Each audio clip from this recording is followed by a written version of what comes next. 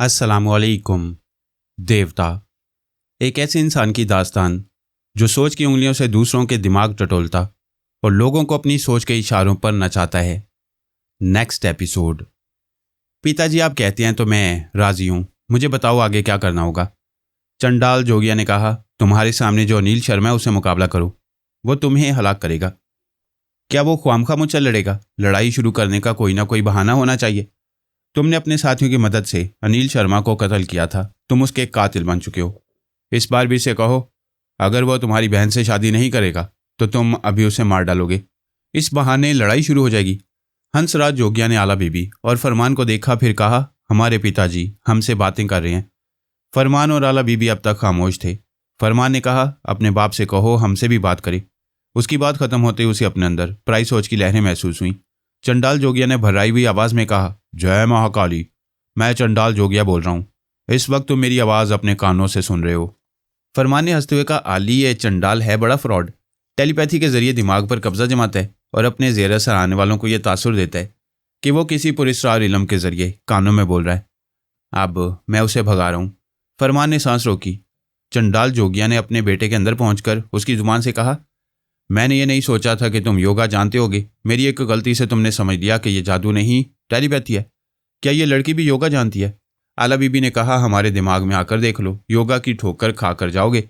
लड़की इतने गुरूर से मत बोल, तू नहीं जानती किस चंडाल जोगिया से तुम दोनों का पाला पड़ा है। हंसराज जोगिया उछलकर खड़ा हो गया। उस वक्त चंडाल जोगिया ने उसके दिमाग पर पूरी तरह कब्जा जमा रखा था। उसने फरमान पर छलांग लगाई। फरमान अचानक हमले के लिए तैयार नहीं था। वो बर्थ पर से लुढ़क कर नीचे आ गया। उसे संभलने में देर नहीं लगी। उसने जोगिया को दोनों पैरों पर रखकर उछाल दिया। वह दूसरी तरफ जाकर दीवार से टकराकर नीचे गिर पड़ा। आला बीबी बलाक की खतरनाक फाइटर थी, लेकिन वो एक जगह खड़ी होकर तमाशा देखने लगी। अनीता ने कहा, तुम बोल रही थी कि अनिल का दिल जीतने के लिए मुझे एक बार मरना पड़ेगा, मगर मेरे पिताजी ने ऐसे मंत्रों का जाप किया है कि अब मेरे बदले भैया अपनी जान देगा, तो फिर मैं नहीं मरूंगी। अनिल अभी थोड़ी देर बाद मेरे पास खिंचा चलाएगा। पिताजी बहुत बड़े ज्ञानी हैं। फरमान उसे जेर कर चुका था, उसे लातों और घूंसों से मार रहा था। वो मार खाता जा रहा था। फिर उसने पीछे हटकर हैरानी से पूछा, तुम मार खाते जा रहे हो, मुझ पर हमला क्यों नहीं कर रहे हो? क्या तुम्हारा बाप तुम्हारे अंदर से जा चुका है? मेरे बाप की बात ना करो, मुझे मार डालो। मैंने तुम्हारे पिछले जन्म में तुम्हें कत्ल किया था, तुम बदला लो। फरमान ने आला बीबी और अनीता को हैरानी से देखा, फिर कहा, ताज्जुब है, ये मेरे हाथों से मर जाना चाहता है।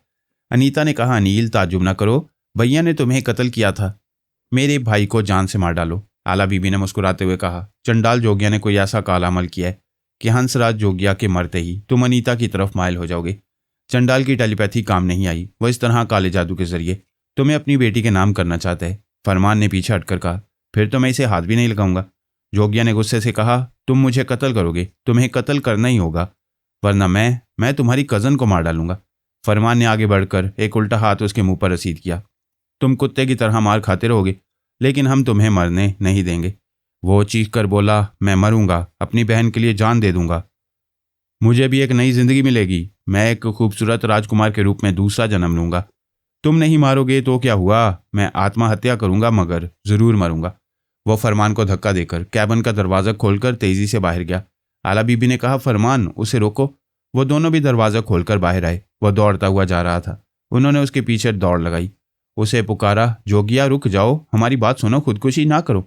फरमान ने कहा, तुम्हारा बाप फ्रॉड है, तुम्हारी मौत का मुझ पर कोई असर नहीं होगा। मैं अनीता से ना मोहब्बत करूंगा ना शादी करूंगा। वो उसे आवाज़ें देते हुए करीब पहुंच रहे थे, लेकिन करीब पहुंचकर भी उसे पकड़ ना सके। उसने दरवाज़ा खोलकर बाहर छलांग लगा दी।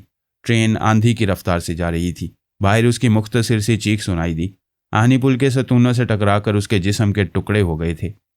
आला बीबी ने दरवाजे को बंद कर दिया। फरमान ने पलट कर देखा, अनीता भी पीछे पीछे दौड़ती आई थी, फिर कुछ फासले पर रुक गई थी। आला बीबी ने कहा, पागल के बच्चे ने ख्वामखा जान दे दी। बड़ी खुशफहमी थी कि तुम अनीता को चाहने लगोगे। फरमान ने जवाबन कुछ नहीं कहा। वो कभी अनीता को देख रहा था और कभी उससे नजरें चुरा रहा था। दिल की हालत कुछ अजीब थी। वह अचानक ही अच्छी लगने लगी थी। दिल चाह रहा था उसे देखता रहे, उसके पास जाए। वह पलट कर कैबिन में चली गई।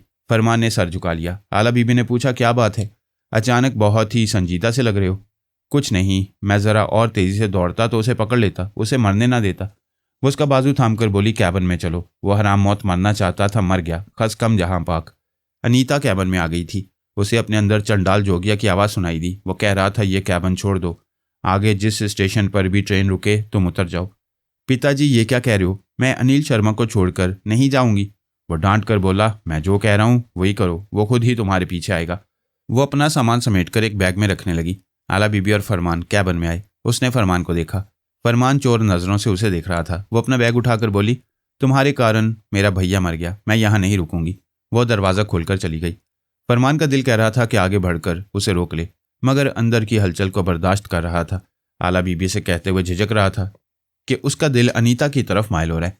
वो उसे हरजाई समझने लगती। आला बीबी अपने बैग में से साबुन और तौलिया निकालते हुए बोली, अच्छा हुआ कमबख्त चली गई, जहर लग रही थी। वो टॉयलेट का दरवाज़ा खोलकर अंदर चली गई, दरवाजे को बंद कर लिया। वो ट्रेन में सवार होकर मुँह हाथ धोकर फ्रेश होना चाहती थी, मगर इन बहन भाई ने अपने मामलात में उलझा दिया था। अब उसे फ्रेश होने का मौका मिल रहा था। ट्रेन किसी स्टेशन पर रुक गई। वह समझ रही थी ये मामला यहीं ख़त्म नहीं होगा। चंडाल जोगी अपनी बेटी की खातिर फरमान को ट्रैप करना चाहेगा। वो आसानी से पीछा नहीं छोड़ेगा। उन्हें आइंदा बहुत मोहतात रहना होगा। ट्रेन फिर चल पड़ी। वह तौलिया से मुंह हाथ पहुंचती हुई टॉयलेट से बाहर आई। फरमान कैबिन में नहीं था। उसने सोचा ये कहाँ चला गया। वो उसे आवाज़ देती हुई दरवाज़ा खोलकर कैबिन से बाहर आई। कॉरिडोर में दाएं बाएं देखा, वो नज़र नहीं आ रहा था। उसे हैरानी हुई। उसने कैबिन में आकर ख्यालख्वानी के जरिए उसे मुखातिब करना चाहा। उसने सांस रोक ली। वह हैरान रह गई। उसने दूसरी बार ख्यालख्वानी की परवाज़ की। उसके अंदर पहुंचते ही कहा, फरमान मैं हूँ आली, तुम सांस क्यों रोक रहे हो, कहाँ हो तुम? उसने सांस रोक ली। ख्यालख्वानी की लहरें वापस आ गईं। उसने चंद सेकंड तक उसके दिमाग में रहकर देखा था। वो पहले स्टेशन के प्लेटफॉर्म पर अनीता के रूबरू खड़ा हुआ था। ट्रेन ना जाने कितने किलोमीटर आगे निकल चुकी थी। वो समझ गई बेटी का नहीं, बाप का जादू उसके सर चढ़कर बोल रहा था। वो गहरी सांस लेकर बर्थ पर बैठ गई। सीक्रेट सर्विस के डीजी रघुनाथ सहाय और वीटू बड़ी खुशफहमी में मुब्तला थे। उन्हें यकीन था कि उन्होंने मेरे बेटे किबरिया को अपना कैदी बना रखा है। ऐसे वक्त उन्हें इतला मिली थी कि रघुनाथ सहाय का बेटा सोमनाथ सहाय लापता हो गया है। वो मेरे बेटे पर मुसीबत ला रहा था। उसके बेटे पर भी मुसीबत आ पड़ी थी। वीटू ने कहा था कि वो सोमनाथ सहाय की तस्वीर की आंखों में झांक कर मालूम कर लेगा कि वो कहाँ और किस हाल में है। एक सिपाही रघुनाथ के बंगले में गया था ताकि उसके बेटे की तस्वीर ले आए। वो उस तस्वीर का इंतजार कर रहे थे। रघुनाथ ने वीटू मार्क से कहा, क्या ये फरहाद की चाल नहीं हो सकती? हो सकती है। वो हमें भी कमज़ोर बनाने के लिए हमारी जैसी चाल चल सकता है। हे भगवान, ये बात पहले मेरे दिमाग में क्यों नहीं आई? मैं अपने बेटे के लिए ऐसे इंतजामात करता कि कोई उसे छू भी ना सकता। आप परेशान ना हो। जब तक किबरिया हमारी कैद में है, फरहाद आपके बेटे को कोई नुकसान नहीं पहुंचाएगा। मैं इस पहलू से मुतमईन हूं, लेकिन वो मेरे बेटे के बदले अपने बेटे की रिहाई चाहेगा और हमें किबरिया को रिहा करना पड़ेगा। हम जीती हुई बाजी हार जाएंगे। वो मेज़ पर घूंसा मारते हुए बोला, हमेशा ऐसा क्यों होता है? वो कैसी तकदीर लेकर आया है, कभी काबू क्यों नहीं आता? उसी वक्त सिपाही ने आकर कहा, सर मैं तस्वीर ले आया हूँ। रघुनाथ ने तस्वीर लेकर वीटू को दी। उसने तस्वीर को लेकर देखा, फिर उसकी आंखों में झांक कर उसके दिमाग में पहुंच गया। वो एक तारीक कमरे में बैठा हुआ था। उसके ख्यालात ने बताया कि वो अचानक ज़हनी तौर पर गाफिल हो गया था। जब आंख खुली तो अपने आप को इस तारीक बंद कमरे में देख रहा है। उसने कहा, सोमनाथ मैं तुम्हारे डैडी का जासूस हूँ, तुम्हारे दिमाग में बोल रहा हूँ। मेरे सवालों के जवाब दो। क्या तुम्हारे दिमाग में आकर कोई बोलता है? तुम बोल रहे हो। तुमसे पहले मैंने अपने अंदर कोई आवाज़ सुनी। जब तुम गाफिल हुए तो क्या उस वक्त शिमला में थे, और क्या तन्हा थे? मैं दिल्ली में था, अपनी एक गर्लफ्रेंड से मिलने जा रहा था। उसके घर पहुंचने से पहले ही गाफिल हो गया। तुमने कल से अब तक क्या खाया पिया होगा? कोई तुम्हारा खाना वहां पहुंचाता होगा? हाँ, एक शख्स गनमैन के साथ आता है। मेरी ज़रूरत की चीज़ें मुझे देकर दरवाज़ा बंद करके चला जाता है। अभी दरवाज़ा पीट कर आवाज़ें दो, कोई आएगा तो उससे बात करो, फिर मैं उससे निमट लूँगा। वीटू को उसके अंदर एक अजनबी की आवाज़ सुनाई दी, मैं आ गया हूँ, मुझसे निमट लो।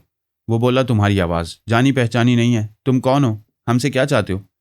वसते हुए बोला, मैं कौन हूँ? टेलीपैथी की दुनिया में सभी मेरा नाम जानते हैं। तुमने भी एक बार नहीं बार बार सुना होगा। मैं फरहाद जैसे टेलीपैथी जानने वाले पहाड़ से टकरा चुका हूँ। तुम पहेलियाँ बुझवा रहे हो। प्लीज़ अपने बारे में साफ साफ बोलो। क्या तुम रास्पुटीन हो? क्या टेलीपैथी की घास खाते रहे हो? इतना भी नहीं जानते रास्पुटीन जहन्नुम में पहुँच चुका है। तुम वक्त ज़ाया कर रहे हो। अपना नाम बताओ, फिर काम बताओ। सोमनाथ सहाय को अगवा क्यों किया है? मेरा नाम ज़ाउकोम कोबरा है। बहुत अरसे तक खामोश रहने के बाद कुछ करने हिंदुस्तान आया हूँ।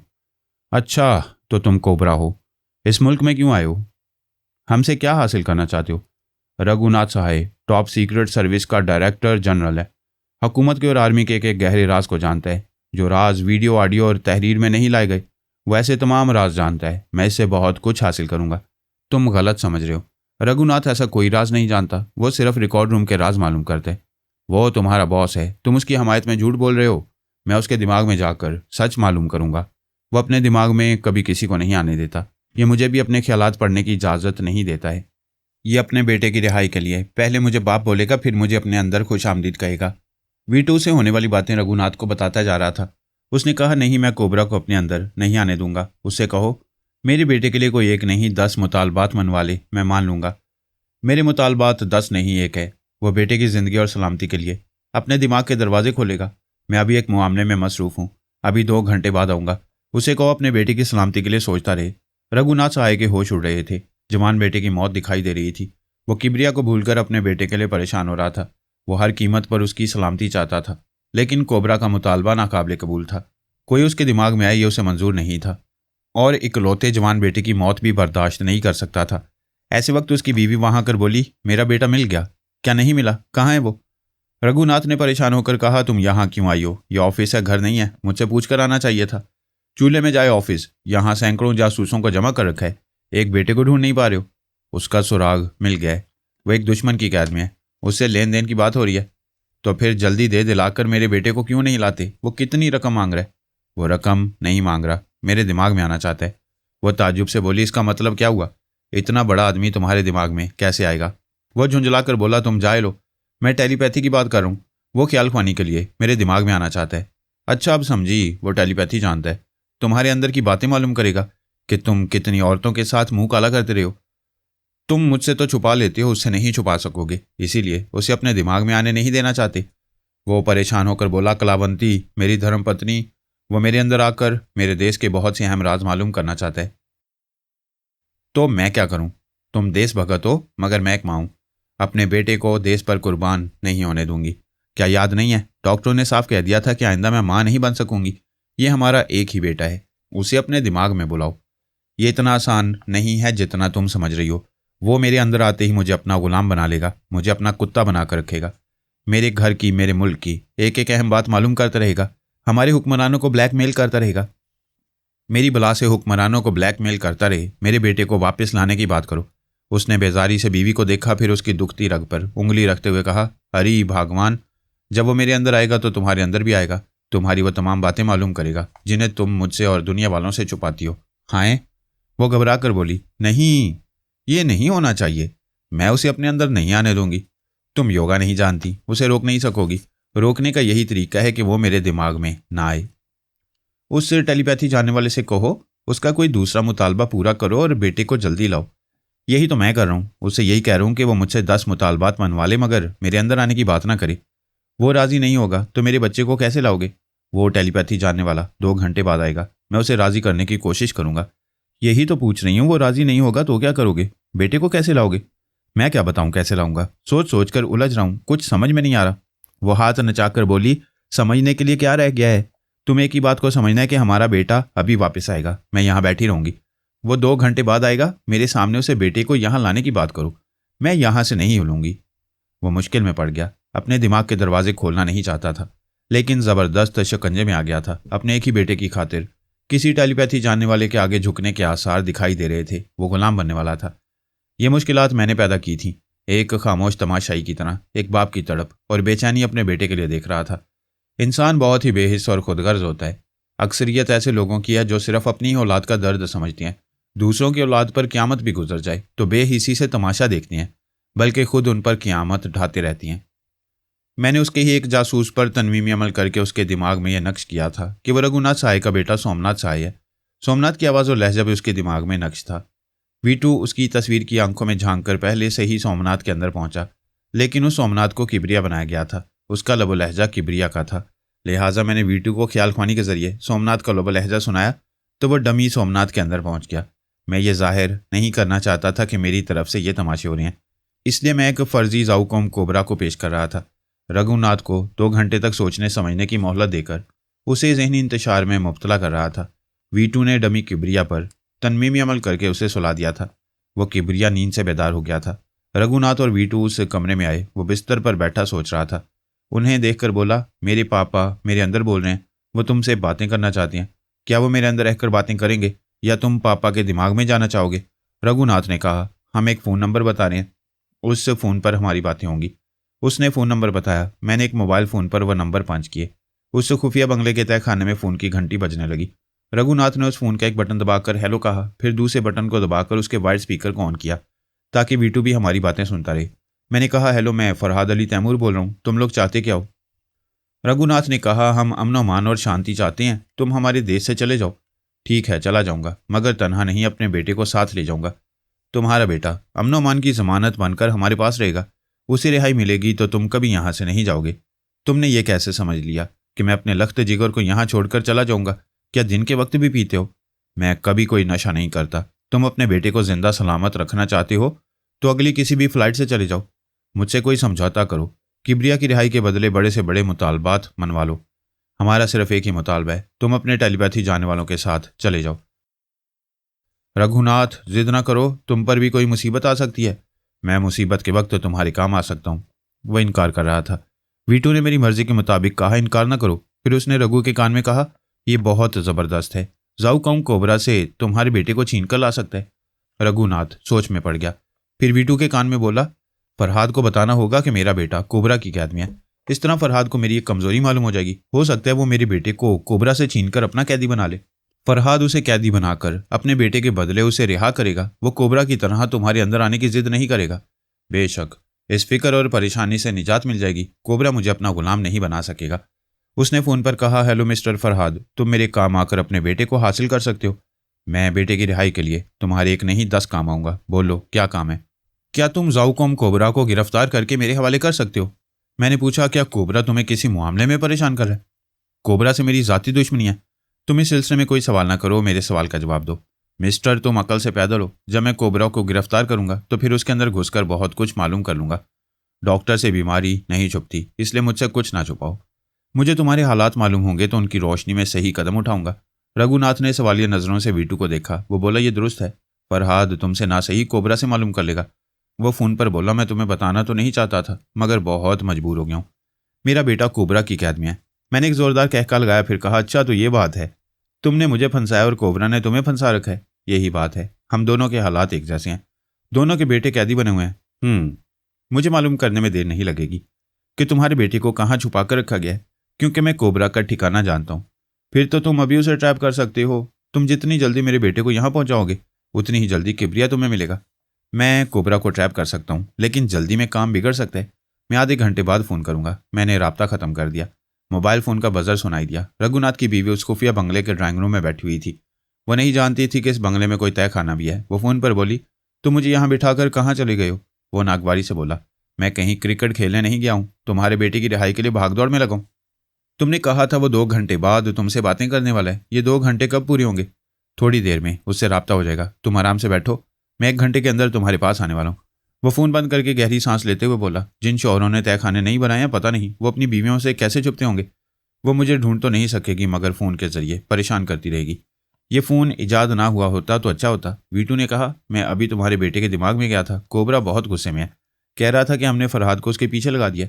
वो कोबरा से तुम्हारे बेटे को मांग रहा है, तुम्हारे बेटे की बहुत बड़ी कीमत देना चाहता है। कोबरा ने इनकार किया है, हमसे कह रहा है फरहाद को उससे दूर रखा जाए, वरना वो तुम्हारे बेटे को मार डालेगा। वो परेशान होकर बोला, ये तो नया मसला पैदा हो गया। फरहाद की मुदाखलत के बायस वो मेरे बेटे को मार डालेगा। ये क्या हो रहा है? हम मामले को जितना सुलझाना चाहते हैं उतना ही ये उलझता जा रहा है। मैं फरहाद के बेटे को जिंदा नहीं छोड़ूंगा। वीटू ने कहा, हमारे लिए फरहाद से ज़्यादा कोबरा अहम है। सोमनाथ उसके शिकंजे में है। कोबरा के दिमाग को ठंडा रखने के लिए उसे यकीन दिलाना होगा कि फरहाद उसका कुछ नहीं बिगाड़ सकेगा, क्योंकि उसका बेटा हमारी कैद में है। फ़ोन की घंटी बजने लगी। उसने रिसीवर उठाया। मैंने कहा, मैं हूँ फरहाद। वो गुस्से से चीख कर बोला, मैं तुमसे बात नहीं करना चाहता। तुम कोबरा के लिए खतरा बन रहे हो और वो मेरे बेटे के लिए मौत बन जाना चाहता है।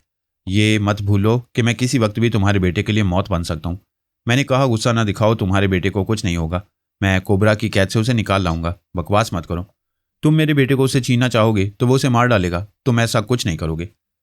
मैं अपना ये ज़ाती मामला तुम्हारे सामने पेश करके पछता रहा हूँ। तुम अपने बेटे की सलामती चाहते हो तो मेरे मामले में ना पड़ो। वो फ़ोन बंद करके वीटू से बोला, कोबरा से रब्ता करो, उसे यकीन दिलाओ कि फरहाद की बहुत बड़ी कमज़ोरी हमारे हाथों में है। फरहाद उसे नुकसान पहुंचाना चाहेगा तो हम उसके बेटे को मौत की तरफ ले जाएंगे, इसलिए कोबरा हमारे बेटे को नुकसान ना पहुंचाए। वीटू ने कोबरा से रब्ता किया।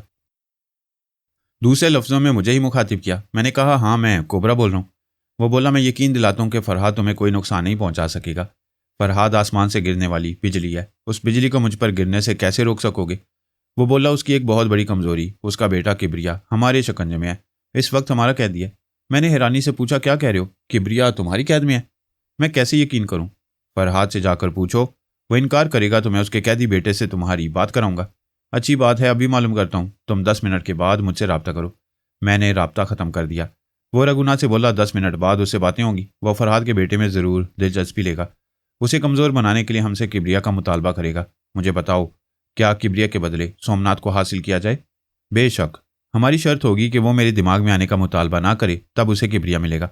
10 मिनट के बाद उसने रब्ता किया। मैंने कहा, तुम्हारी बात सच है, वो किबरिया की रिहाई के लिए परेशान है। अब तुम्हें मुतमईन हो जाना चाहिए, वो तुम्हें कोई नुकसान नहीं पहुंचाएगा। हम किबरिया को नुकसान पहुंचाने की धमकी देंगे, किबरिया मेरे शिकंजे में होगा, तब वो मेरा कुछ नहीं बिगाड़ सकेगा। क्या सोमनाथ से उसका तबादला करोगे? तुम हमारे दिल की बात कह रहे हो, लेकिन तुम्हें अपने पहले मुतालबे से बाज आना होगा। मुझे मंजूर है, मैं रघुनाथ के दिमाग में पहुंचने का मुतालबा नहीं करूंगा। तुम अभी किबरिया को मेरे हवाले करो। तुम सोमनाथ को कहाँ पहुंचा रहे हो? लाल किला से आगे चट्टा चौक है, वहां नौबत खाना के खुले गार्डन में ठीक 1 घंटे बाद मेरा एक आलयकार सोमनाथ को लेकर आएगा। मेरा आलयकार मुसल्ला नहीं होगा। तुम्हारे आदमियों को भी नहत्ता होना चाहिए, किसी किस्म का धोखा ना हो। हमें सोमनाथ की ज़िंदगी अजीज़ है, ना हम धोखा देंगे और ना धोखा खाएंगे। हम 1 घंटे में पहुंच रहे हैं। राब्ता ख़त्म हो गया। वीटू ने रघुनाथ को तमाम बातें बताईं। उसने अपने सुराग रसानों को फ़ोन पर हुक्म दिया कि वो सब फ़ौरन ही नौबत खाना के वसीओरीज़ बाग में पहुंच जाएं, सादे लिबास में रहें, हथियार लिबास में छुपा कर रखें। सीक्रेट सर्विस की एक गाड़ी में एक कैदी वहां लाया जा रहा है, उसके साथ सिर्फ एक शख्स होगा। दूसरी गाड़ी में एक और कैदी आएगा, उस कैदी से कैदी का तबादला होगा। जब तक धोखा न हो, गोलियां न चलाई जाएं। तमाम इंतजामात करने के बाद डमी किबरिया को तय खाने से बाहर लाया गया। रघुनाथ की बीवी ने पूछा, तुम क्या करते फिर रहे हो? मेरा बेटा कहाँ है? क्या तुम मुझे झूठ मूठ के दिलासे दे रहे हो? मैं तुम्हारा पीछा नहीं छोड़ूंगी। वो बोला, तुमने नाक में दम कर दिया है। तुम क्या जानो कि कितनी हेरा फेरी के बाद अपने बेटे को हासिल करूं? अभी मेरे साथ चलो, हमारा बेटा हमें मिल जाएगा। लेकिन वहां पहुंचकर बेटे को देखकर बेकाबू ना हो जाना, भगवान के लिए मेरे काबू में रहना। एक जासूस किबरिया को एक गाड़ी में बिठा कर ले गया। वो जासूस निहत्था था, लेकिन आगे पीछे रहने वाले जासूस मुसल्ला थे। रघुनाथ सहाय अपनी बीवी के साथ दूसरी कार में बैठ गया। वीटू उसी खुफिया बंगले में था। वो ख्याल ख्वानी के जरिए तमाम मामलात को कंट्रोल करने वाला था। मैं भी ख्याल ख्वानी के जरिए उनकी कमीनगी देख रहा था। ये गौर करने का मुकाम था कि अगर मेरा बेटा वाकई उनकी कैद में होता तो वो मुझे किस कदर मजबूर और बेबस बना चुके होते। उन्हें इस बात की परवाह नहीं थी कि कोबरा मेरे बेटे के साथ कितना बुरा सलूक करेगा। ऐसे में मुझे भी खुदगर्ज बनना चाहिए। ये नहीं सोचना चाहिए कि रघुनाथ के बेटे के साथ जो सलूक होगा वो जायज़ है या नाजायज़। मैंने वही किया जो जालिम दुश्मन को इबरतनाक सबक सिखाने के लिए ज़रूरी था। वो जासूस किबरिया को लेकर उस गार्डन में पहुंच गया। वहां औरतें, मर्द, बच्चे और बूढ़े अच्छी खासी तादाद में थे। सोमनाथ सहाय किसी आलाकार के साथ दिखाई नहीं दे रहा था। वो लोगों की भीड़ में पहचाना नहीं जा सकता था। किसी आलाकार के साथ नहीं था। डमी किबरिया उस जासूस के साथ कार से निकलकर बाहर आ गया। ऐसे ही वक्त में डमी सोमनाथ ने आकर लिबास से रिवॉल्वर निकालकर 2 फायर किए। 2 गोलियां डमी किबरिया के दोनों घुटनों को तोड़ती हुई गुजर गईं। फायरिंग से भगदड़ मच गई। औरतें, बच्चे सभी चीखते हुए दूर भागने लगे। सीक्रेट सर्विस के सुराग रसानों ने उस डमी सोमनाथ को गोलियों से भून डाला। रघुनाथ दौड़ता हुआ वहां आया। डमी सोमनाथ मर चुका था, लेकिन डमी किबरिया की जुबान से मैं बोल रहा था। मैंने रघुनाथ को मुखातिब करते हुए कहा, पिताजी मैं आपका बेटा सोमनाथ हूं। आप अब तक धोखा खा रहे थे, मुझे किबरिया बनाकर आपके पास भेजा गया। रघुनाथ बेयकीनी से उसे देख रहा था, पूछ रहा था, मैं कैसे यकीन करूं कि तुम मेरे बेटे हो? पिताजी, मेरे चेहरे पर प्लास्टिक सर्जरी नहीं की गई है। आपका जो सर्जरी करने वाला मुझे चेक कर रहा था, उसके दिमाग में फरहाद घुसा हुआ था। उसने फरहाद की मर्जी के मुताबिक गलत रिपोर्ट दी थी। मेरे चेहरे पर आर्जी मेकअप है। रघुनाथ ने उसका मेकअप साफ करने का हुक्म दिया। हुक्म की तामील होने लगी। चेहरा धुलने लगा। उसके पीछे उसके अपने बेटे सोमनाथ की सूरत दिखाई देने लगी। माँ उसे देखते ही चीखें मारती हुई, रोती हुई आकर उससे लिपट गई। उसके दोनों घुटनों की हड्डियां टूट गई थीं। वह तकलीफ से करा रहा था। उसे फौरन ही स्ट्रेचर पर डालकर अस्पताल की तरफ ले जाया गया। माँ बाप भी साथ थे। बाप का दिमाग चकरा रहा था। बेटा दोनों पैरों से अपाहिज होकर जिंदगी गुजारने वाला था। एक तो ये सदमा था, दूसरा इस बात का गुस्सा था कि वीटू ख्याल ख्वानी करने और सोमनाथ के दिमाग को अच्छी तरह पढ़ने के बावजूद कैसे धोखा खा गया। ये मुकाफाती अमल था, लेकिन वो ये समझ नहीं सकते थे कि ये सज़ा कैसे मिल रही है। आइंदा मैं उन्हें समझाने वाला था। सैंडी ग्रे के होश उड़ गए थे। उसकी समझ में नहीं आ रहा था कि वो कोई इंसान का बच्चा है या कोई बला है, कोई या सेब है या कोई शैतान है। जो इंसानी बच्चे के रूप में उसके पीछे पड़ गया। पहले वो अदनान के पीछे पड़ गया था, उसे अपने काबू में करके उसकी गैर मामूली सलाहियतों से फ़ायदा उठाना चाहता था, लेकिन अब इसके बरक्स हो रहा था। अदनान उसके पीछे पड़ गया था। पहले तो अदनान के दूर ही दूर रहने से उसे करोड़ों डॉलर्स का नुकसान पहुंचा। फिर वो ये देखकर हैरान और परेशान हुआ कि वो बच्चा उसके कैसीनो की ऊपरी मंजिल के ऑफिस में पहुंच गया था। सैंडी देख चुका था कि उसके रूबरू जाने वालों की शामत आ जाती है। वो अपना ऑफिस छोड़कर भाग गया। वो बच्चा बेंजामिन और उसकी बीवी के साथ ऑफिस में आकर उसके लाखों डॉलर्स सेफ से निकाल कर दे गया। सैंडी टेलीपैथी जानने के बावजूद उसका कुछ नहीं बिगाड़ सकता था। खून के घूंट पीकर रह गया। उसने इतना समझ लिया था कि इस बच्चे को दुरूने खाना राज की बातें मालूम हो जाती हैं। इस बार भी यही हुआ था। सोनिया ने उसे कहा था, जहां तुम जाओगे वहां मैं जाऊंगी, जहां मैं जाऊंगी वहां तुम जाओगे। उसने कहा, मैं वॉशिंगटन स्क्वायर की 5th स्ट्रीट में जाऊंगा, वहां बंगला नंबर 5B में एक शख्स बैठा हुआ है, मैं उसके रूबरू जाऊंगा। ये सुनते ही सैंडी ग्रे उछलकर खड़ा हो गया था, क्योंकि वही वहां बैठा हुआ था। उस बंगले में कोई दूसरा नहीं था। इस गैर मामूली सलाहियत रखने वाले बच्चे ने फिर एक बार मालूम किया था कि वो कहाँ छुपा हुआ ख्याल ख्वानी कर रहा है। वो अपना बैग उठाकर दौड़ता हुआ बंगले से बाहर आ गया। वो उससे जितनी दूर जा सकता था चला जाना चाहता था। मुल्क से बाहर जाने के लिए पासपोर्ट था, लेकिन वीज़ा हासिल करने में कुछ वक्त लग सकता था। 1 मिनट भी इस शहर में रहना नहीं चाहता था। उसे एक फ़्लाइट में सीट मिल गई। वो जहाज़ ब्राज़ील के मगरबी साहिल चिली की तरफ जा रहा था। उसने जहाज़ में सवार होकर अपनी सीट पर बैठकर इत्मीनान की सांस ली। अदनान के दिमाग में पहुंचना चाहा तो पता चला फिर उसके अंदर मुख्तलिफ सोच की लहरें गड़मड़ हो रही हैं। वो उसके ख्यालात नहीं पढ़ सकता। जहाज़ रनवे पर दौड़ते हुए परवास करने लगा। उसे न्यूयॉर्क से दूर उस बच्चे से दूर ले जाने लगा। पूरी दुनिया में यूं तो असला सप्लाई करने वाली बेशुमार तंजीमें थीं, जो मुख्तलिफ ममालिक के हुक्मरानों और दहशतगर्द तंजीमों को माकूल रकम लेकर असला पहुंचाती थीं। उनमें दी टेरर सप्लायर्स की तंजीम ज़्यादा शोहरत याफ्ता थी। FBI, इंटरपोल और कई मारूफ सुराग रसानी के इदारे दी टेरर सप्लायर्स के सरबराहों तक पहुंचने में नाकाम रहते थे, क्योंकि उस तंजीम के 3 सरबराह थे और तीनों टेलीपैथी जानते थे। अपनी तरफ आने वाले बड़े बड़े खतरनाक दुश्मनों और सुराग रसानों का रुख मोड़ देते थे या उन्हें हलाक कर देते थे। पहली बार ऐसा हो रहा था कि दी टेरर सप्लायर्स का एक सरबराह सैंडी ग्रे एक बच्चे को टेलीपैथी की चुटकी में मसलना चाहता था और नाकाम हो रहा था। उसके 2 साथी सरबराहों में एक का नाम जैक केलर था। वह पूरे यूरोप में असला सप्लाई करता था। दूसरे सरबराह का नाम महाधाबी था। पूरे एशिया में असला सप्लाई करने के सिलसिले में उसे बढ़तरी हासिल थी। सैंडी ग्रे ने उन दोनों को अपने दिमाग में बुलाकर कहा, मैं पिछले 1 माह से बहुत परेशान हूँ। एक बच्चा कई बार मुझे करोड़ों डॉलर्स का नुकसान पहुंचा चुका है। तुम्हें यकीन नहीं आएगा, वो बच्चा नाकाबिले गिरफ्त और नाकाबिले शिकस्त है। वदनान के मुतल्लिक पूरी तफसील से बताने लगा। उसकी बातें सुनने के बाद जैक केलर ने कहा, यकीन नहीं आता कि एक 4-5 साल का बच्चा तुम्हें तिगनी का नाच नचा रहा है। क्या तुम हमें उसके दिमाग में पहुंचा सकते हो? मैंने अभी कहा है, उसके दिमाग में कई तरह के ख्यालात गड़मड़ होते रहते हैं। जब कभी उसका जहन एक सोच की लहर पर मरकूज होता है, तब उसके ख्यालात पढ़े जा सकते हैं। ये मालूम होता है कि वो क्या करता फिर रहा है। क्या अभी हम उसके अंदर नहीं जा सकेंगे? तुम कोशिश तो करो। उसने ख्याल ख्वानी की परवाज़ की। अपने साथियों के साथ अदनान के दिमाग में पहुंचा। दिमाग नॉर्मल था। कई तरह के ख्यालात गड़मड़ नहीं हो रहे थे। उसका एक ख्याल बता रहा था कि वो अपनी दादी जान सोनिया के साथ एक हवाई जहाज़ में सफ़र कर रहा है। सैंडी ने अपने साथियों से कहा, मैं इसे न्यूयॉर्क में छोड़कर आया था, अब ये पता नहीं किस त्यारे में सफ़र कर रहा है।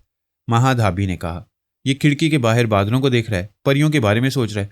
मैं इसके अंदर सवाल पैदा कर रहा हूँ कि ये कहाँ जा रहा है, लेकिन इसका दिमाग मेरी सोच की लहरों को नहीं सुन रहा। ये तो वाकई गैर मामूली दिमाग है। सैंडी ने कहा, यह बच्चों की तरह खेल तमाशे की बातें सोचता रहता है, लेकिन ऐसे काम कर जाता है कि अक्ल दंग रह जाती है। अचानक जहाज़ को एक झटका सा लगा। फिर वो मामूल के मुताबिक परवास करने लगा। जैक केलर ने हैरानी से कहा, सैंडी तुमने देखा वो बच्चा जिस त्यारे में है उसे भी ऐसे ही झटका लगा था। क्या वो तुम्हारी इसी जहाज़ में है? सैंडी एकदम से घबरा कर खड़ा हो गया। दाएं बाएं सर घुमाकर आगे पीछे की सीटों की तरफ देखने लगा। कुछ सीटें पीछे की तरफ झुकी हुई थीं। मुसाफिर नीम दराज होकर सो रहे थे। वो दूर से नजर नहीं आ रहे थे। सैंडी अगले कितारों की तरफ जाकर देखने लगा। सोनिया और अदनान नजर नहीं आए। फिर वो पिछली सीटों की तरफ जाते जाते ठिठक गया। दादी और पोता दोनों ही अपनी अपनी सीट पर नीम दराज थे। अदनान की आंखें बंद थीं। सैंडी के दिल में आया कि आगे बढ़कर इसकी गर्दन दबोच ले, लेकिन वो सोच कर रह गया। सोनिया एक मुहाफिज की तरह जाग रही थी। वो मायूस होकर अपनी सीट पर वापस आकर बैठ गया। उसका दिल बुरी तरह घबरा रहा था। वो अपने साथियों से कह रहा था, ये बच्चा मलिकुल मौत की तरह पीछे पड़ गया। मैं कभी सोच भी नहीं सकता था कि इस त्यारे में भी चलाएगा। इसका इत्मीनान देखो, मेरा पीछा भी कर रहा है और आराम से सो भी रहा है। महाधाबी ने कहा, तुम्हें परेशान नहीं होना चाहिए, हम तुम्हारे साथ हैं। क्या तुम्हारे पास एसाबी कमजोरी की दवा है? हाँ, मैं एहतियातन ऐसी चीज़ें साथ रखता हूँ। फिर तो आसानी से इन्हें ट्रैप कर सकते हो। एयर होस्टेस को आलाकार बनाओ, इनके खाने पीने की किसी भी चीज़ में दवा मिला दो। उस त्यारे में 2 एयर होस्टेस थी। वो दोनों के अंदर पहुंच गया। वो पिछली कतार से मुसाफिरों के सामने लंच की ट्रे रखती आ रही थी। उसने एक एयर होस्टेस के दिमाग पर कब्जा जमाकर उसे अपने पास बुलाया, फिर उसके हाथ में एक छोटी सी शीशी रख दी। वो इस शीशी को अपने गिरेबान में रखती हुई चली गई। जब लंच की ट्रॉली उस कतार के पास आई जहां सोनिया और अदनान बैठे हुए थे, तो उस एयर होस्टेस ने एक ट्रे के खाने में दवा के 3-4 कतरे टपका दिए। शीशी को फिर गिरेबान में रख लिया, फिर उस ट्रे को सोनिया की तरफ बढ़ाया। सोनिया हाथ बढ़ाकर इसे लेना चाहती थी। अदनान ने उसका हाथ पकड़ लिया। सोनिया ने पूछा, क्या बात है बेटे? वह बोला, ये खाना अच्छा नहीं है, आप दूसरी ट्रे लें। एयर होस्टेस ने कहा, तमाम ट्रे के खाने एक ही जैसे हैं, इस ट्रे के खाने में कोई खराबी नहीं है। मुझे ये ट्रे पसंद नहीं है। ग्रैंड मामा, आप दूसरी ट्रे क्यों नहीं ले लेती? सोनिया ने हंसते हुए कहा, भाई मेरा पोता इनकार कर रहा है, तुम दूसरी ट्रे दे दो। एयर होस्टेस ने मजबूर होकर वो ट्रे एक तरफ रख दी, दूसरी ट्रे उठाकर सोनिया को दी, फिर एक और ट्रे अदनान के आगे रखकर दूसरे मुसाफिरों की तरफ चली गई। सैंडी ने झुंझलाकर अपने साथियों से कहा, देख रहे हो इस शैतान के बच्चे को, इसे कैसे मालूम हो गया कि खाने में गड़बड़ है? जैक केलर ने कहा, इस बच्चे के दिमाग में ऐसा कोई ख्याल नहीं है कि तुम यहाँ बैठे उनके खिलाफ साजिश कर रहे हो। बस इसके दिमाग में ये बात पैदा हुई कि सोनिया को इस ट्रे का खाना नहीं खाना चाहिए। महाधाबी ने कहा, यह ताज्जुब की बात है कि इसके अंदर अचानक ये ख्याल कैसे पैदा हुआ। यही समझ में आता है कि इसके अंदर से यह हदायत हासिल हुई थी। ये अपने अंदर से मिलने वाली हदायत पर अमल करता रहता है। सैंडी ने कहा, इसके साथ जो भी होता है, जो भी करता है, ये मेरे खिलाफ क्यों करता है? तुमने इब्तदा में इसकी गैर मामूली सलाहियतों को अच्छी तरह नहीं समझा, इसे ट्रैप करना और हलाक करना चाहा। अब ये इंतकामन तुम्हारे पीछे पड़ गया। तुम कहाँ तक भागते रहोगे? जहाँ जाओगे ये वहाँ पहुँच जाएगा। अदनान के आगे खाने की ट्रे रखी हुई थी। वो दोनों एयर होस्टेसेस को देख रहा था। वो मुसाफिरों को खाने की ट्रे पेश करती हुई आगे जा रही थी। फिर वो सैंडी ग्रे के पास रुक गई। एक एयर होस्टेस ने सैंडी को मुस्कुरा कर देखा, फिर उसकी तरफ एक ट्रे बढ़ाई। सैंडी ने उसे लेते हुए थैंक यू कहा, फिर खाना शुरू कर दिया। तब अदनान अपनी ट्रे की तरफ मुतवज्जा होकर खाने लगा। सोनिया ने कहा, मैं बड़ी देर से देख रही हूँ, तुम खाना भूलकर उन एयर होस्टेसेस को देख रहे थे। कोई खास बात है क्या? मैं नहीं जानता। मेरा दिल चाहता था कि उस खाना देने वाली को देखता रहूं, अब खाने को जी चाह रहा है। वो खाने में मसरूफ हो गया। सैंडी ग्रे भी खा रहा था। जैक केलर कह रहा था, कुछ ऐसा हो जाए कि ये बच्चा तुम्हारा पीछा छोड़ दे, तुम किसी को अलाकार बनाकर इसे हलाक कर सकते हो। ये क्यों भूलते हो कि इसके साथ सोनिया है? मैं अभी बता चुका हूं कि सोनिया ने मुझे लाखों डॉलर्स का नुकसान पहुंचाया है, मेरे बेहतरीन फाइटरों को मौत के घाट उतारा है। मैं कई बार अलाकारों के जरिए इस पर हमले करा चुका हूं, हर बार मुझे नाकामी हुई है। तुम दोनों यहाँ से हजारों मील दूर हो, तुम वहां से अपने अलाकारों को आजमाओ। वो खाते खाते रुक गया। चंद सातों के लिए उसका सर चकरा गया। महाधाबी ने पूछा, क्या हुआ? वो दोनों सैंडी के अंदर रहकर समझ रहे थे कि वो आहिस्ता आहिस्ता कमजोरी महसूस कर रहे। उसने खाना छोड़ दिया। गहरी गहरी सांसें लेते हुए कहने लगा, ये मुझे क्या हो रहा है इस खाने में? वो बोलते बोलते रुक गया, फिर एकदम से घबरा कर बोला, वो खाना मेरे पास वापस आया है। ये वही है जिसमें दवा मिलाई गई थी। जैक, महाधाबी, उस शैतान के बच्चे को पकड़ लो, उसे मार डालो, नहीं तो वह मुझे मार डालेगा। वो आगे ना बोल सका। इंतहाई कमजोरी के बायस बोलने की सक्कत नहीं रही थी। उसने कॉल बेल के बटन को दबाया। एक स्टीवर ने आकर पूछा, यस। जैक केलर और महाधाबी ने अपनी ख्याल ख्वानी की तवानाई उसमें पैदा की। उसकी जुबान से कहा, डॉक्टर, मुझे डॉक्टर की ज़रूरत है। स्टीवर ने फ़ौरन ही माइक के जरिए आकर कहा, ladies and gentleman, attention please, यहाँ एक मुसाफिर अचानक ही बीमार हो गया है। आप में से कोई डॉक्टर हो तो प्लीज़ उसे अटेंड करे। एक डॉक्टर आकर उसका मुआयना करने लगा। उसने कमज़ोरी दूर करने के लिए एक इंजेक्शन लगाया और खाने के लिए दवाएं दी। जैक किलर कह रहा था, माय गॉड, ये बच्चा नहीं है, शैतानों का शैतान है। इसने जादू से वो ज़रा रसां खाना सैंडी के पास भेजा था। इसे बच्चा नहीं समझना चाहिए, इसे इसी जहाज़ में ठिकाने लगा देना चाहिए। महाधाबी ने जैक किलर से कहा, तुम मेरे दिमाग में आओ, मैं एक ज़रूरी बात कहूँगा। वो सैंडी के दिमाग से निकलकर महाधाबी के पास आकर बोला, हाँ बोलो, क्या बात है? उसने कहा, तुम देख रहे हो वो बच्चा कितना खतरनाक है। सैंडी उसकी गैर मामूली सलाहियतों को अच्छी तरह समझे बगैर उससे टकरा गया था। उसके लिए चैलेंज बन गया था। अब वो बच्चा उसके पीछे ऐसे पड़ गया जैसे उसकी जान लेकर ही रहेगा। तुम कहना क्या चाहते हो? हमें भी उसकी गैर मामूली सलाहियतों को समझे बगैर और उन सलाहियतों का तोड़ सीखे बगैर उसे नहीं टकराना चाहिए। तुम उस पर हमला करोगे तो वो तुम्हारे पीछे भी पड़ जाएगा। इससे मालूम हो जाएगा कि तुम भी उसके दुश्मन हो। वो कायल होकर बोला, तुम्हारी ये बात दुरुस्त है, पहले हमें उसकी पुरस्कार सलाहियतों का तोड़ सीखना होगा। महाधाबी ने कहा, हम आराम से ख्याल ख्वानी करते हैं, खामोशी से दुश्मनों को जेर करते हैं और अपने धंधे से बेइंतहा दौलत हासिल करते रहते हैं। हमें इस बच्चे को छेड़ना नहीं चाहिए, वरना वो बला हमारे सर हो जाएगी। उन दोनों ने फिर उसके दिमाग में आकर देखा। इंजेक्शन और दवाओं के असर से इतनी तवानाई महसूस कर रहा था कि सीट पर बैठा हुआ था, आसपास के लोगों को देख रहा था। ये समझ रहा था कि फिल वक्त ख्याल ख्वानी के काबिल नहीं रहा है। वो बड़ी कमज़ोर सी सोच में पुकार रहा था, जैक, महाधाबी, तुम कहाँ हो? मुझे उस बला से निजात दिलाओ। वो बोल रहा था। वो दोनों चुपचाप उसके दिमाग से चले गए। मुसीबत के अंधेरे में अपना साया भी साथ छोड़ देता है। वो दोनों अपनी सलामती के लिए उस बच्चे से दूर चले गए। पहाड़ जैसे दुश्मनों से टकराने वाले एक जर्रे से कतरा कर चले गए थे। अभी 2 घंटे का सफ़र बाकी था। सैंडी सोच रहा था ये 2 घंटे कैसे गुजरेंगे। कब चिली पहुंचकर किसी अस्पताल में दाखिल हो सकेगा? क्या अदनान उसे अस्पताल पहुंचने देगा? अगर वो ज़मीन पर होता तो अदनान से दूर भागने की तदबीर करता। अभी तो ज़मीन और आसमान के बीच में था। फरार को कोई रास्ता नहीं रहा था। उसने आंखें बंद करके फिर अपने साथियों को आवाज़ें दी। वो दोनों उसके अंदर से जा चुके थे। वो ख्याल ख्वानी नहीं कर सकता था। वारजी तौर पर टेलीपैथी की बहुत बड़ी ताकत से महरूम हो गया था। उसने आहिस्ता आहिस्ता आंखें खोली, फिर एकदम से घबरा गया। वो बच्चा उसके सामने खड़ा हुआ उसे बड़ी मासूमियत से देख रहा था। उस वक्त अदनान की आंखों में गैर मामूली कशिश नहीं थी।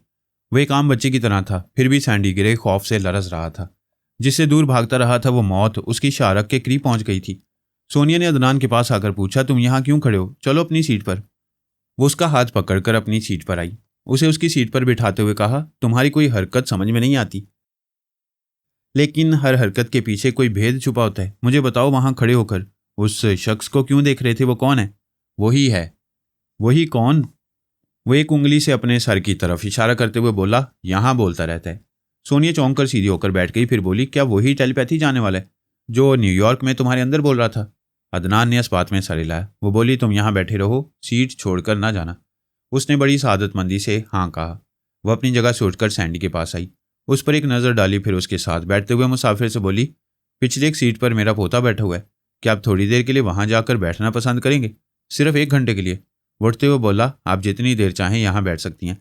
वो पिछली कितार की एक सीट पर चला गया। सोनिया ने खाली सीट पर बैठकर सैंडी से कहा, आंखें खोलो। वो आंखें बंद किए बैठा रहा। सोनिया ने उसके बाजू में एक चुटकी ली। उसने तकलीफ पहुंचते ही आंखें खोल दी। सोनिया को देखते ही सहम कर बोला, तुम? अच्छा, तो तुम मुझे पहचानते हो? मैं नहीं पहचानती थी। मेरे पोते ने बताया कि तुम उसके अंदर जाकर उसे परेशान करते रहते हो। वो बड़ी नकाहत से बोला, ये मेरी ज़िंदगी की आखिरी बहुत बड़ी गलती है। मैंने उस बच्चे को अपना दुश्मन बना लिया। मैं उससे मुआफ़ी मांगना चाहता हूँ। अपने पोते से कहो, एक बार मुझे मुआफ़ कर दे। मैं हमेशा के लिए उससे दूर चला जाऊँगा। ये तुम दुरुस्त कह रहे हो। ये तुम्हारी ज़िंदगी की आखिरी बड़ी गलती है। इसके बाद गलतियाँ करने के काबिल नहीं रहोगे। हमेशा के लिए दूर, बहुत दूर चले जाओगे। वह सहम कर बोला, ये क्या कह रही हो? मैं तुम्हारे कदमों में गुलाम बनकर रहूँगा। टेलीपैथी की दुनिया में तुम्हारे खानदान वालों का कोई मुकाबला नहीं कर सकता। मेरी मत मारी गई थी। मैं तुम्हारे पोते का मुकाबला करने की हमाकतें कर रहा था। उसने चौंक कर पूछा, तुम मेरे खानदान के बारे में क्या जानते हो? क्या मेरी पिछली ज़िंदगी के बारे में तुम्हें कुछ मालूम है? मैं तो क्या, सारी दुनिया तुम्हें जानती है। तुम फरहाद अली तैमूर की वाइफ हो और यह अदनान तुम्हारा पोता है। क्या तुम फरहाद से और मेरे बच्चों से मुझे मिला सकते हो? मैं तुम्हारा गुलाम हूँ। ये जहाज़ चिली पहुंचेगा तो मैं वहां मुख्तलिफ ज़राए से मालूम करूंगा कि मिस्टर फरहाद कहाँ हैं। मैं तब तक इंतज़ार नहीं करूंगी। अभी ख्याल ख्वानी के ज़रिए मालूम करूं। वो एक सर्द आ भरकर बोला, अफसोस, मैं साबी कमज़ोरी में मुब्तला हूँ। ख्याल ख्वानी के काबिल नहीं हूँ। लानत है तुम पर। टेलीपैथी जैसा खतरनाक हथियार रखकर मुझसे और एक बच्चे से लात जूते खाते रहते हो। तुम लोगों से टकराने से पहले मैं शहज़ोर था, टेलीपैथी का टावर था, खुद को सबसे बुलंद समझता था। आज तुम्हारी ठोकर में पहुंचकर मुझे अपनी औकात मालूम हो रही है। एक बार मुझे अपनी खिदमत का मौका दो, मैं तुम्हारे बहुत काम आऊँगा। क्या खा काम आओगे? मैं अपनों से मिलना चाहती हूँ और तुम टेलीपैथी भूल गए हो। मैं भूला नहीं हूँ। कमज़ोरी बहाल होने के बाद, दिमागी तवानाई हासिल होते ही ख्याल ख्वानी करने लगूंगा। बस चंद घंटे इंतज़ार करो। मैं ख्याल ख्वानी की परवाज़ करके सीधा फरहाद साहब के पास पहुँचकर उन्हें तुम्हारे दिमाग में ले आऊँगा। मुझे सब्र करना होगा। तुम्हारी दिमागी तवानाई के बहाल होने तक इंतज़ार करना होगा। तुम मेरे शौहर से और मेरे बच्चों से मुझे मिलाओगे तो मैं तुम्हारी दुश्मनी भूलकर तुम्हें मुआफ़ कर दूंगी, वरना समझ सकते हो कि तुम्हारा अंजाम क्या होगा। मैं समझ रहा हूँ, अच्छी तरह समझ रहा हूँ। मुझे उम्मीद है 1 आध घंटे में दिमागी तवानाई बहाल हो जाएगी। वो बड़े जज्बाती अंदाज में सोचने लगी, मेरे अपने कैसे होंगे? मेरे तन मन का मालिक कैसा होगा? ज़रूर भरपूर चट्टान जैसा मर्द होगा। यही सुनती आ रही हूँ कि वो टेलीपैथी की दुनिया में नाकाबिले तस्खीर है। ऐसे ही मर्द मुझे फतह कर सकता है। उसे यूं लग रहा था जैसे अपनों से बिछड़े सदियां गुजर गई हों। अब वो और ज़्यादा भटकना नहीं चाहती थी। जल्द अज जल्द मुझ तक और अपने बच्चों तक पहुंचना चाहती थी। और अब तो इस बात का यकीन होता जा रहा था कि अदनान उसका अपना पोता है। वो सैंडी ग्रे से बोली, मैं जा रही हूँ। जहाज से उतरते वक्त तुम मेरे साथ रहोगे। कहीं भागने की कोशिश करोगे तो इस बार हमसे छुप कर नहीं रह सकोगे। मेरे पोते की गैर मामूली सलाहियतों को समझ रहे हो, वह फिर तुम्हें ढूंढ निकालेगा। उसने कान पकड़कर वादा किया कि वो उन्हें धोखा नहीं देगा, उनका गुलाम बनकर रहेगा। वो वहां से उठकर अदनान के पास आ गई। वहां के बंद के सीट पर नीम दराज था। आखिर वो बच्चा ही था। ये उसके खेलने कूदने और परियों को ख्वाब में देखने के दिन थे। उसे दुनियावी मसाइल और मामला से कोई दिलचस्पी नहीं थी। उसके साथ कुदरती हालात ऐसे थे कि वक्तन फ़वक्तन आगे ही मिलती थी। वह इसके मुताबिक अमल करता था, फिर भूल जाता था कि कितने अहम और पेचीदा मामला से गुजर कर और दूसरों को गुजार कर आया है। उस वक्त वो बड़ी बेनियाजी से सो रहा था, जैसे वो किसी को जानता है और ना ही उसे किसी की परवाह है। सोनिया ने उसे बड़े प्यार से देखा, फिर झुककर उसे चूमने लगी। उसने आंखें खोलकर देखा, फिर मुस्कुराते हुए बोला, तुम मुझे बहुत अच्छी लगती हो। क्यों अच्छी लगती हूँ? सोनिया ने मुस्कुराकर पूछा। तुम अकेली हो, मुझे तुम पर तरस आता है। माँ बाप ने तुम्हें पैदा करके भटकने के लिए छोड़ दिया। वो हंसने लगी, फिर बोली, तुम भी तो भटक रहे हो, दुश्मनों तक पहुंच जाते हो, फिर अपनों के पास क्यों नहीं जाते? तुम्हें परेशान नहीं होना चाहिए। तुम्हें और खुद को अपने रिश्तेदारों तक लेकर जाऊंगा, इसीलिए तुम्हारे पास आया हूँ। खुदा करे तुम ही मुझे पहुंचाओ, लेकिन यह तभी मुमकिन है कि तुम अपनी माँ के लिए भटकना छोड़ दो और मुझे अपने पापा के पास ले चलो। वो सोचने लगी, अब अपने पोते को कभी जुदा नहीं होने देगी। पता नहीं है कब मुझे अपनों तक पहुंचाएगा। ये कोई नहीं कह सकता था कि आगे क्या होने वाला है, वो भी नहीं जानती थी। ज़मीन और आसमान के दरमियान मौलिक थी। जहाज़ के अंदर कुछ भी हो सकता था और होनी को कोई रोक नहीं सकता था। फरमान के अंदर अचानक ही तब्दीली पैदा हो रही थी। वो इस तब्दीली को ना चाहते हुए भी कबूल कर रहा था, परेशान भी हो रहा था। आला बीबी से ये बात छुपा रहा था कि उसका दिल बेख्तियार अनीता की तरफ खिंचा जा रहा है। अनीता उस कैबिन से जा रही थी। उसका दिल कह रहा था कि उस जाने वाली को रोक ले, लेकिन आला बीबी के सामने उसे रोक ना सका। उसे हसरत से जाते हुए देखता रहा। वो नहीं चाहता था कि आला बीबी उसे बेवफा और हरजाई समझे। उसके अंदर अनीता की चाहत आहिस्ता आहिस्ता शदीद होती जा रही थी। आला बीबी ने टॉयलेट में जाकर दरवाज़ा बंद किया तो उसके अंदर और शिद्दत पैदा हो गई। दिल ने कहा, ट्रेन रुकी हुई है, उसे ट्रेन से उतर जाना चाहिए। अनीता उसका इंतज़ार कर रही होगी। उसके दिमाग पर धुंध छा रही थी। उसे अनीता के सिवा कुछ सुझाई नहीं दे रहा था। वो एकदम से उठकर खड़ा हो गया। वो पलकें झपकाए बगैर सामने देखता हुआ दरवाज़ा खोलकर कैबिन से बाहर आ गया। ये भूल गया कि उसके साथ आला बीबी है। वो उसे वॉशरूम में छोड़कर जा रहा है। उसके पीछे वो तन्हा रह जाएगी। वो कॉरिडोर से गुजरता हुआ दरवाजे के पास आया, फिर इसे खोलकर ट्रेन से उतर गया। घंटी बज रही थी। गार्ड सीटी बजा रहा था, सब्ज झंडी दिखा रहा था। वो ट्रेन चल पड़ी। पहले आहिस्ता आहिस्ता चलती रही, फिर तेजी से गुजर गई। उसे पीछे छोड़ दिया। वो प्लेटफॉर्म पर तने तनहा बेसरो समानी की हालत में खड़ा हुआ इधर उधर देख रहा था। चंद मुसाफिर आते जाते दिखाई दे रहे थे। फिर दूर खड़ी हुई अनीता नजर आ गई। वो आहिस्ता आहिस्ता उसकी तरफ यूं जाने लगा जैसे नींद में चल रहा हो। अनीता खुशी से खिल रही थी। दोनों बाहें फैलाकर कह रही थी, मैं जानती थी तुम आओगे। वो उसके रूबरू आकर रुक गया। अनीता को वालेहाना अंदाज से देखने लगा। उसका जी चाह रहा था उसे दोनों बाजुओं में समेटकर अपने अंदर छुपा ले, खुद उसके हसीन सरापा में गुम हो जाए, सारी दुनिया को भूल जाए। उस पर जैसे नशा तारी हो रहा था। अनीता उसके इरादे को भांपकर एक कदम पीछे चली गई। अपना सफरी बैग उठाकर बोली, मेरे साथ आओ। वो अनीता से बैग लेकर उसके साथ चलने लगा। स्टेशन के बाहर साइकिल रिक्शे, ऑटो रिक्शे और टैक्सियां खड़ी हुई थीं। वो एक टैक्सी में बैठ गए। ड्राइवर से कहा कि इस टाउन के सबसे बड़े और महंगे होटल में ले चलो। टैक्सी वहां से चल पड़ी। फरमान ने थोड़ी देर पहले सोच की लहरों को महसूस किया था। आला बीबी की आवाज़ सुनी थी, फिर सांस रोक ली थी। टैक्सी में जाते वक्त फिर उसने आला बीबी की आवाज़ सुनी, प्लीज़ सांस ना रोको, मेरी बात सुन लो। उसने सांस रोक ली। अनीता ने पूछा, तुम सांस रोक कर क्यों बैठे हो? वो मेरी कज़न टेलीपैथी जानती है, बार बार मेरे दिमाग में आ रही है, मैं उससे कतरा रहा हूँ। तुम उसे अपने अंदर आने ही ना दो, उसकी कोई बात ना सुनो। तुम्हें मेरी कसम है, उसे अपने अंदर बोलने का मौका ना दो। आला बीबी ने फिर कोशिश की। इस बार फरमान ने उसे बोलने का मौका ही ना दिया। सोच की लहरों को महसूस करते ही सांस रोक ली। दूसरी तरफ चंडाल जोगिया ने अनीता से कहा, बेटी मुझे अभी मालूम हुआ है कि उसकी कज़न टेलीपैथी जानती है। तुम अनिल से पूछो, क्या ये भी ख्याल ख्वानी करते हैं? अनीता ने फरमान के हाथ पर हाथ रखा। उसने हाथ पकड़कर उसे अपनी तरफ खींच लिया। वो खुद को छुड़ाकर बोली, सब्र करो, तुम बिल्कुल वैसे ही हो, एक ज़रा नहीं बदले। ये घर नहीं है, कुछ तो ख्याल करो। ये बताओ, क्या तुम टेलीपैथी जानते हो? ये क्यों पूछ रही हो? प्यार मोहब्बत की बातें करो। यहाँ और कुछ नहीं कर सकते, बातें तो कर सकते हैं। तुम मेरी बात का जवाब दो, तुम्हें मेरी कसम है, मुझसे झूठ ना बोलना, चलो सच बोलो। वो उसे प्यार से देखते हुए बोला, मैं सारी दुनिया से छुपाता हूँ, तुमसे नहीं छुपाऊंगा, मैं टेलीपैथी जानता हूँ। चंडाल जोगिया बेटी के अंदर रहकर उसकी बातें सुन रहा था। खुश होकर बोला, ये अनिल दूसरे जन्म में टेलीपैथी जानता है, ये हमारे बहुत काम आएगा। मैंने काले इलम से इसे तुम्हारा दीवाना बनाया है, अब अपना मामूल भी बनाऊंगा। पिताजी अभी इस पर कोई जादू न करना, ये बरसों की जुदाई के बाद मिला है, मुझे इसके साथ वक्त गुजारने दो। उसने कहा, आज का दिन और आज की रात इसके साथ गुजारो, फिर इसे मेरे पास ले आओ। वो बाप बेटी सोच के जरिए बातें कर रहे थे। फरमान ने अभी कहा था कि वो टेलीपैथी जानता है। इस बात पर टैक्सी ड्राइवर ने चौंक कर अकब नुमा आईने में उसे देखा। इससे पहले भी वो उन दोनों को चोर नज़रों से देखता रहा था और उनकी बातें तवज्जो से सुनता रहा था। उसने एक आलीशान होटल के सामने गाड़ी रोकी। अनीता ने उसे किराया दिया। वो बोला, मैं यहाँ सामने टैक्सी स्टैंड में रहूँगा, आपको जहाँ भी जाना हो ले जाऊँगा। यहाँ शहर के बाहर तारीखी खंडरात हैं, आप देखेंगे। फरमान ने कहा, ठीक है, अपनी टैक्सी हमारे लिए रिजर्व रखो, हम तुम्हें तवक्को से ज़्यादा रकम देंगे। वो दोनों होटल में आए, एक कमरा हासिल किया। फिर उस कमरे में आकर फरमान ने दरवाजे को अंदर से बंद कर लिया। वो पहले ऐसा जज्बाती नहीं था। आला बीबी के साथ निहायत संजीदगी और शराफत से रहता था।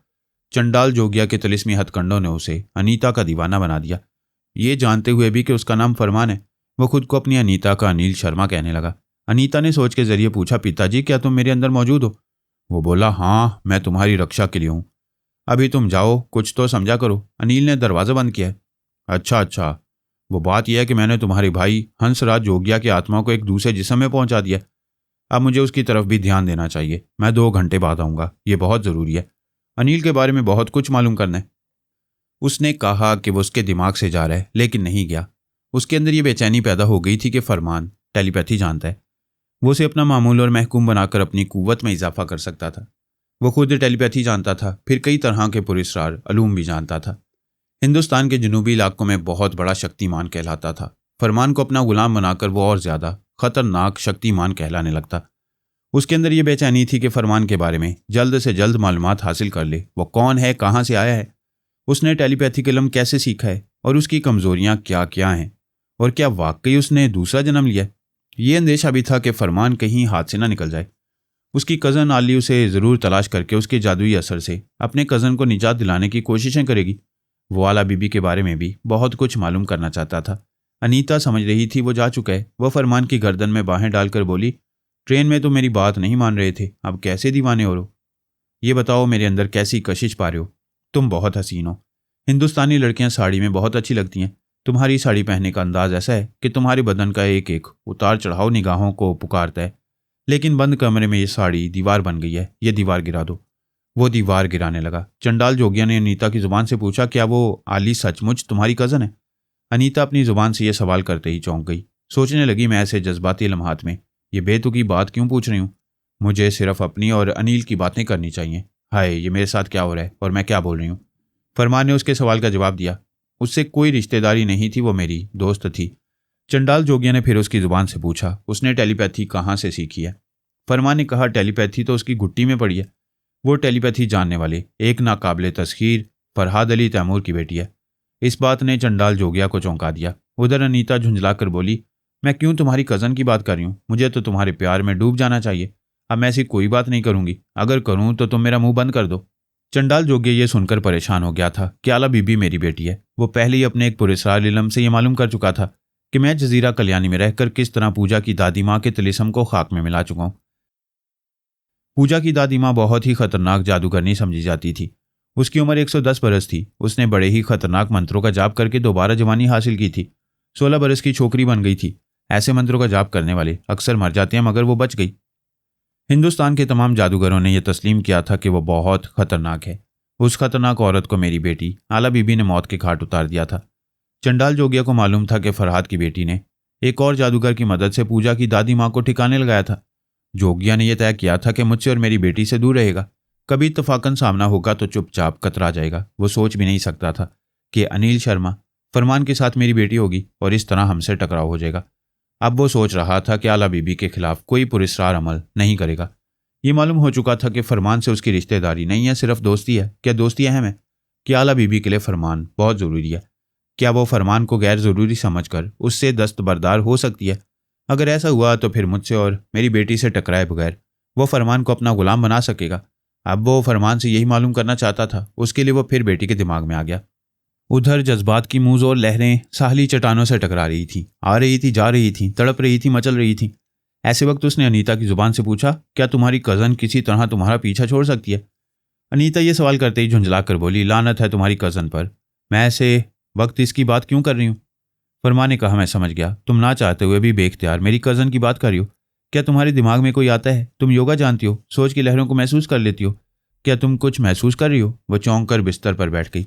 जल्दी जल्दी साड़ी से बदन को छुपाते हुए बोली, मैं पिताजी को अपने अंदर महसूस नहीं कर पाती हूँ। मैं समझ गई। पिताजी, तुम अभी मेरे अंदर हो, तुम्हें शर्म नहीं आती? क्या मैं शर्म से मर जाऊं? फरमान ने कहा, मैं यकीन से कहता हूँ ये तुम्हारा अपना बाप नहीं है। अगर सगा है तो इसे डूबकर मर जाना चाहिए। फिर वो अनीता के दिमाग में आकर बोला, चंडाल जोगिया, अगर तुम बाप नहीं हो तब भी तुम्हें इस वक्त यहाँ नहीं रहना चाहिए। मैंने पहले कभी किसी ख्याल खोनी करने वाले को ऐसी बेहयाई करते ना देखा है ना सुना है। वो बोला, मुझसे भूल हुई, मैं जा रहा हूँ, मगर 1 घंटे बाद मैं अनीता के दिमाग में आकर तुमसे बातें करूंगा। इसके बाद खामोशी छा गई। वो अनीता से बोला, शायद वो चला गया, चलो हम वहीं से शुरू करते हैं जहां से कहानी का सिलसिला टूटा था। वो टूटे हुए सिलसिले को जोड़ने लगे। उस होटल के बाहर भी कुछ हो रहा था। जो ड्राइवर अपनी टैक्सी में उन्हें होटल तक छोड़ गया था, वो उसी वक्त तेजी से गाड़ी ड्राइव करता हुआ शहर के बाहर खंडरात की तरफ गया। एक पहाड़ी के दामन में वो खंडरात दूर तक फैले हुए थे। उस पहाड़ी के एक गार में एक रमता जोगी था। वो जोगी बड़बोला के नाम से मशहूर था। वहां दिन रात पुरिसरार अलूम के मुताबिक अमल में मसरूफ रहता था। वो ड्राइवर उस जोगी के पास आकर उसके सामने हाथ जोड़कर घुटने टेक कर बैठ गया। फिर बोला, बड़बोले महाराज, अभी मैं एक औरत और एक मर्द को होटल मरकरी में छोड़कर आया हूँ। वो आदमी टेलीपैथी जानता है। आपने कहा था मेरी टैक्सी में कोई भी खास आदमी आकर बैठे तो मैं आपको इसके बारे में ज़रूर बताऊं, इसलिए बताने आ गया हूं। जोगी बड़बोला मंत्रों का जाप कर रहा था। उसकी बात सुनते ही उसने आंखें खोल दी। ड्राइवर को चुपती हुई नज़रों से देखा, फिर बेयकीनी से बोला, क्या तू सच बोल रहा है? वो आदमी टेलीपैथी जानता है? क्या वो भी होटल में रहेगा? हाँ महाराज, वो अपनी औरत के साथ पिछली सीट पर बैठा बातें कर रहा था, मैंने साफ साफ सुना है। वो अपनी औरत से बोल रहा था कि वो टेलीपैथी जानता है। आज वो होटल में रहेगा, मेरी टैक्सी में घूमने फिरने निकलेगा। फिर तो वो तेरी खोपड़ी में किसी वक्त भी आकर मालूम कर सकता है कि तू उसकी खबर देने के लिए मेरे पास आया था। मैं नहीं चाहता कि उसे ये बात मालूम हो, इसलिए मेरे सामने चारों शाने चित लेट जा, मैं तुझ पर अमल करूंगा। उसने हुक्म की तामील की, वहीं जमीन पर लेट गया। जोगी बड़बोला के आसपास जंतर मंतर की कई चीजें रखी हुई थी। उसने एक हांडी में हाथ डालकर मुट्ठी भर राख निकाली। फिर मंत्र पढ़ने के दौरान में वो राख उस ड्राइवर पर छिड़कता गया। वो आंखें बंद किए लेटा हुआ था। बड़बोले ने आधे घंटे बाद हुक्म दिया, चल उठकर बैठ जा। वो उठकर फिर दोजानू होकर बैठ गया। बड़बोले ने कहा, वो तेरे दिमाग से ये मालूम नहीं कर सकेगा कि तू मेरे पास आया था, अब यहां से जा। जब वो घूमने फिरने निकले तो उसे यहां ले आ। तू मेरे लिए बहुत बड़ा काम कर रहा है, मैं तुझे इनाम दूंगा। वो दोनों हाथ जोड़कर वहां से चला गया। जोगी बड़बोला उन इलाकों में बहुत बड़ा तांत्रिक समझा जाता था, लेकिन वहां चंडाल जोगिया की आमद ने उसे कमतर बना दिया था, क्योंकि चंडाल जोगिया काले जादू के अलावा टेलीपैथी भी जानता था। जोगी बड़बोला टेलीपैथी नहीं सीख सकता था। ये सोचता था कि किसी ख्याल ख्वानी करने वाले को अपने काबू में करके चंडाल जोगिया से बरतर हो सकता है। वो किसी टेलीपैथी जानने वाले की तलाश में था। अब वो तलाश खत्म हो गई थी। वो सोच रहा था कि किसी तरह फरमान को ट्रैप करेगा, उस पर तनवीमी अमल करेगा, उसे अपना मामूल और महकूम बनाकर चंडाल जोगिया पर बरतरी हासिल करेगा। फरमान अभी ऐशो इशरत में डूबा हुआ था। वह फितरतन अय्याश नहीं था। बड़ी मुहज़्ज़ब अंदाज में बड़ी संजीदगी से आला बीबी को चाहने लगा था। आली भी उसकी तरफ माइल थी। आइंदा 6-7 बरस के बाद उससे शादी की तवक्को थी और वह बड़े सब्र से 7 बरस तक उसका इंतज़ार करने वाला था। वह अपने मजाज के मुताबिक भी किसी दूसरे से मुतासिर ना होता, लेकिन हालात ने उसे उसकी आली से जुदा करके अनीता की आगोश में ला फेंका था। वह फिलहाल आली को भूल चुका था। अनीता के सैर में जकड़ा बेड पर चारों शाने चित पड़ा हुआ था। अनीता उसकी तरफ करवट लेकर बोली, दूर क्यों हो गए? क्या मेरी कशिश में कमी हो गई है या दिल भर गया? वो बोला, मेरी जिंदगी में अब तक कोई नहीं आई थी, तुम पहली लड़की हो। एक नशा बनकर हवास पर छा गई हो, तुमसे कभी जी नहीं भरेगा। मैं तुम्हारे साथ दिन रात इसी कमरे में गुजारना चाहता हूँ, लेकिन तुम्हारा बाप आने वाला है। वो नागवारी से मुंह बनाकर बोली, क्या मुसीबत है? पिताजी को सब्र करना और इंतजार करना चाहिए। उन्हें तुमसे बातें करने की जल्दी क्यों है? अभी वो आए तो कह दूंगी रात को डिनर के वक्त आए, उस वक्त बातें होंगी। वो उठकर बैठते हुए बोला, वो आने वाला है। उसे शर्म नहीं आती, मुझे तो आती है। वो अपना लिबास उठाकर वॉशरूम में चला गया। थोड़ी देर बाद शावर से पानी गिरने की आवाज़ आने लगी। वो बहुत खुश थी। उसका अनिल मरने के बाद दूसरा जन्म लेकर उसके पास आ गया था और बेडरूम की तन्हाई में उस पर मुसर्रतें लुटा रहा था। वो मुस्कुराने लगी। भरपूर अंगड़ाई लेकर बिस्तर पर लौटने लगी। गुजरे हुए रंगीनों संगीन लम्हात को याद करने लगी। ऐसे ही वक्त बाप की आवाज़ सुनाई दी, अनिल कहाँ है? तुम अकेली क्यों हो? उसे जाने क्यों दिया? वो जल्दी से अपने ऊपर चादर डालकर झुंझलाती हुई बोली, क्या बेटी के पास इस तरह अचानक आते हैं? कुछ तो शर्म करनी चाहिए। अनिल तुमसे नाराज है। तुम्हें बेशर्म कह रहा था और ठीक ही कह रहा था। तुम अभी चले जाओ। बकवास मत करो। वो कहाँ गया है? कहीं बाहर जाकर गुम हो जाएगा तो मेरी सारी मेहनत मिट्टी में मिल जाएगी। उसकी फिक्र ना करो, वो बाथरूम में है। मेरा ऐसा दीवाना हो गया कि मुझे छोड़कर कहीं नहीं जाएगा। तुम अपने बाप को बेशर्म कह रही हो, मुझे मुसीबत समझती हो, यहाँ से जाने को कह रही हो, मेरे एहसानात भूल रही हो। अगर मैं अनिल के लिए दिन रात मंत्रों का जाप ना करता तो ये कभी तुम्हें ना मिलता। तुम्हारे भाई ने भी तुम्हारे लिए जान दिया, वरना तुम्हारी जान जाने वाली थी।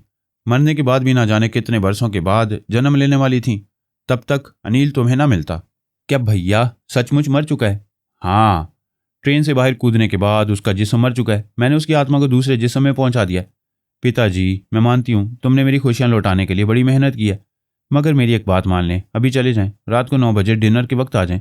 अभी दिन के 11 बजे हैं। 9 घंटों के बाद रात के 9 बजेंगे। मैं इतनी देर इंतज़ार नहीं करूँगा। तुम नादान हो, ये समझना नहीं चाहती कि चंद घंटों में कुछ भी हो सकता है। मेरी काली शक्ति किसी खतरे का इशारा कर रही है।